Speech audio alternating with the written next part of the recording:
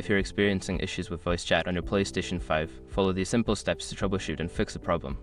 Step 1. Check your microphone settings. Navigate to the settings menu on your PS5. Go to sound and then microphone. Ensure that your microphone is set to the correct input device and that the volume levels are appropriately adjusted. Step 2. Test your headset.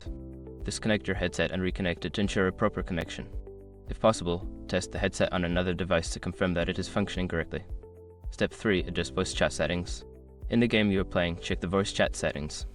Make sure that voice chat is enabled and that your microphone is not muted. Some games have separate settings for voice chat that may need to be adjusted. Step 4. Restart your PS5. Sometimes a simple restart can resolve issues.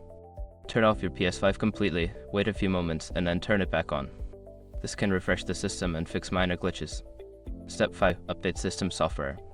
Ensure that your PS5 is running the latest system software. Go to Settings, then System and select System Software. Check for updates and install any available updates to ensure optimal performance. By following these steps, you should be able to resolve any voice chat issues on your PlayStation 5. If problems persist, consider reaching out to PlayStation support for further assistance.